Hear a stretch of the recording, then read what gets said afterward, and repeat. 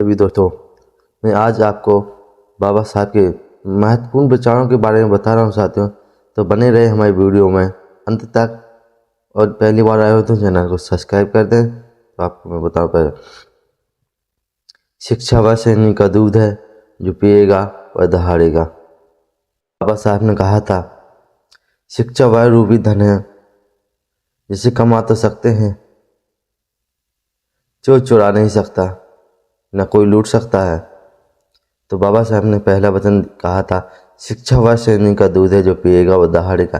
अगर आप शिक्षा ग्रहण करते हो तो आपकी ताकत किसी पार्टी, किसी संगठन, किसी से सवाल भी कर सकते हो।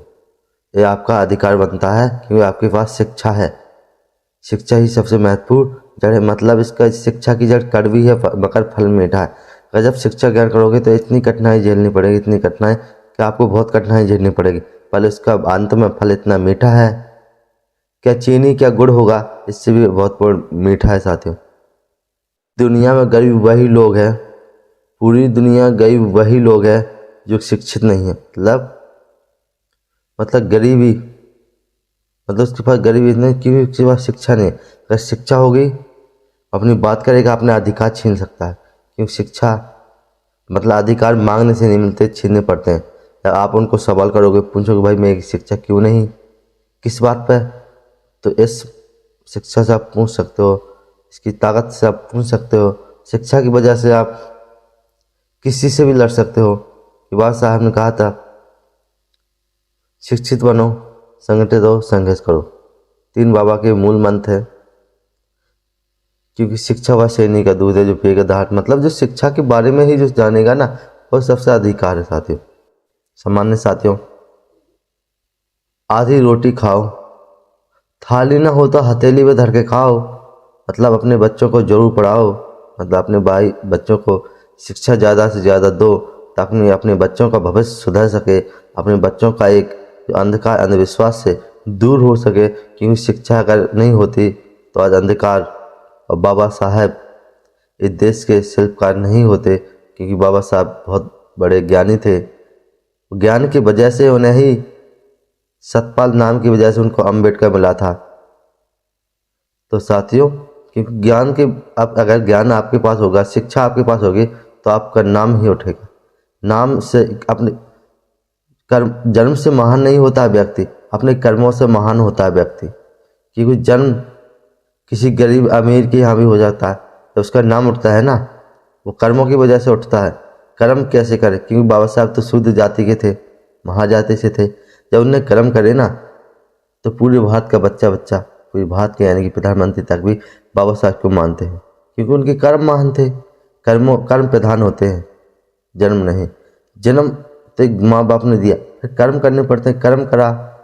आज बाबा साहब का शिल्पकार हुए, हर नारी से लेकर बच्चों से लेकर माता बुजुर्ग से लेकर यहाँ तक कि देश के प्रधानमंत्री भी बाबा साहब को मानते हैं साथियों। तो शिक्षा ज़्यादा से ज़्यादा ग्रहण करें। शिक्षा ही धनरूपी है।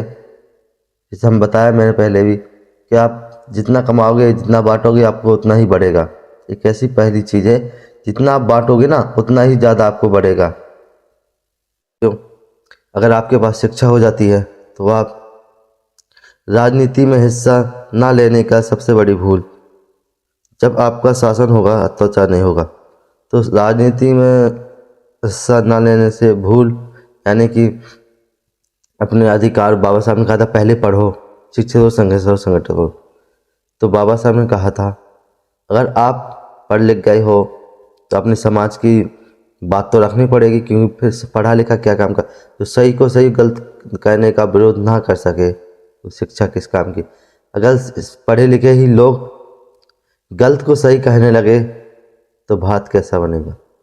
क्या उनसे उम्मीद रखी जाएगी, क्या उनसे, उनके पास उनसे विचार मांगे जाएंगे।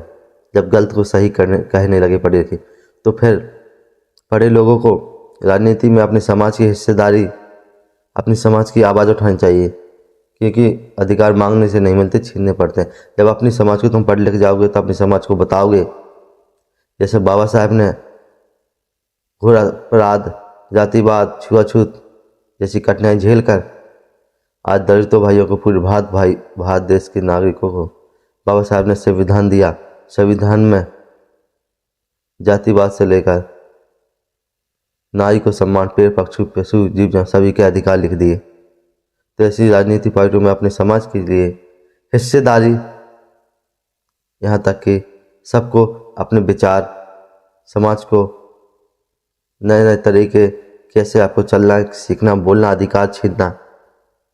साथियों, तब ने भी कहा था, मुझे वह धर्म पसंद है जो स्वतंत्रता, समानता, बंधुता की आज़ादी देता, बोलने की आज़ादी देता है।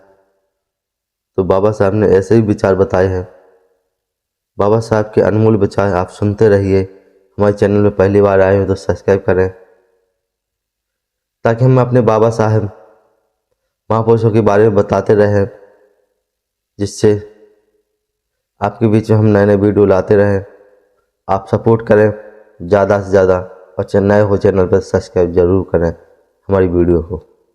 लड़ते आपकी मौत हो जाती है तो आने वाली पीढ़ी, जो अगर आप अन्याय के लड़ते आपकी मौत हो जाती है तो आने वाली पीढ़ी, आपकी पीढ़ियां उसका बदला जरूर लेती है, क्योंकि अन्याय सहते हुए आपकी मौत हो जाती है तो आपकी आने वाली पीढ़ियां गुलाम होती। बाबा साहब ने कहा, अगर आप जुल्म सहते रहे, अगर उसके खिलाफ आपने आवाज़ नहीं उठाई, तो जुल्म सहते रहे तो आने वाली पीढ़ियां गुलाम होंगी। अगर आप अन्याय को सहते हुए आपकी लड़ते लड़ते आपकी मौत हो जाती है तो आने वाली पीढ़ियां गुलाम नहीं होंगी, क्योंकि उनको पता है कि हमें पूर्वजों ने लड़ाई लड़ी है। लड़ाई लड़ते लड़ते अगर उनकी मौत हो जाती है तो एक बड़ा इतिहास बनता है, जिससे लोग, आने वाली पीढ़ियां जानते हैं कि हमारे पूर्वजों ने लड़े तो हम भी लड़ेंगे अन्याय अत्याचार के खिलाफ। तो जिससे गुलाम नहीं होती, पैदा नहीं होती। और अगर गुलाम नहीं होगी तो किसी का जुल्म, जाति, अत्याचार नहीं सहेगी। ऐसा होता साथियों। तो आप हमारे चैनल पर बने रहें। मैं आपके बाबा साहब के बारे में बता रहा हूँ, बहुत अच्छे विचार लेकर बाबा साहब के बारे में, कि बाबा साहब ने वो काम किया है जो कोई कर नहीं सकता था। इस विश्व के मेरे ख्याल से पूरे नंबर 1 व्यक्ति विद्वान थे, पढ़े लिखे, पहला व्यक्ति, जिसे भारत तो ठीक अन्य देश भी मानते हैं, लोहा मानते कि हाँ कोई है। जिसे अपने दुखों से मुक्ति चाहिए, उसे लड़ना होगा। जिसे लड़ना होगा तो पहले पढ़ना होगा तो पहले, फिर बाद में लड़ना होगा, क्योंकि इस ज्ञान के बिना लड़ने गए तो हार निश्चित है। तो बाबा साहब ने कहा था, लड़ना होगा तो पहले पढ़ना होगा फिर बाद में लड़ना होगा, क्योंकि ज्ञान के बगैर, शिक्षा के बगैर हार निश्चित हो जाती है, क्योंकि मंजिल नहीं मिल पाएगी। तो ऐसे बाबा साहब ने विचार बहुत सारे बताए हैं, तो मैं बता रहा हूँ साथियों आपको। तो आप मुझे समझ सकते नहीं हो तो मुझे फॉलो जरूर करें, सपोर्ट करें। हमारे समाज के अनपढ़ लोग, ये हमारे समाज की समस्या नहीं है, लेकिन पढ़े लिखे लोग गलत बातों का समर्थन करें तो साथियों आप अंदाज लगा सकते हैं क्या विचार पड़ेंगे हमारे समाज पर। सही को सही दिखाने के लिए पढ़े लिखे व्यक्ति बताएंगे तो यही अच्छी शिक्षा होगी। अपने पैरों पर खड़ा होना है तो लड़ना होगा। अगर हमें अपने पैरों पर खड़ा होना है तो अपने अधिकार के लिए लड़ना होगा साथियों, क्योंकि बिना शिक्षा के लिए तो कुछ हो नहीं सकता। शिक्षा की जड़ कड़वी पर फल मीठा है। शिक्षा ही वह सैनिक का दूध है, जो पिएगा वो दहाड़ेगा। जितना आप दूध पियोगे, जितनी शिक्षा ज्ञान करोगे, उतना ही आपको ज्ञान आएगा। तो मैंने कहा है, अगर अपने पैरों पर खड़ा होना है तो ज्ञान के बगैर पढ़ना होगा, अधिकारों के लिए लड़ना भी होगा। अधिकारों के लिए आपको लड़ना होगा। यदि आधुनिक भारत विकसित करना चाहते हैं तो समानता सही वर्गों में होना चाहिए, तभी हम भारत को विकसित या विश्वगुरु बना सकते हैं साथियों। चलो मिलते हैं अगले वीडियो में। हम आपके भाई राहुल अहरवार MP छत्तीस से बिलोंग करते हैं साथियों। तो सभी भारत देश के नागरिकों, भाइयों बहनों, मुझे सपोर्ट करें, ऐसी वीडियो को ज़्यादा से ज़्यादा शेयर करें, ताकि मैं ऐसी वीडियो आपके बीच लाता रहूं। जय भीम, जय संविधान, जय भारत की जनता, जय वंदे।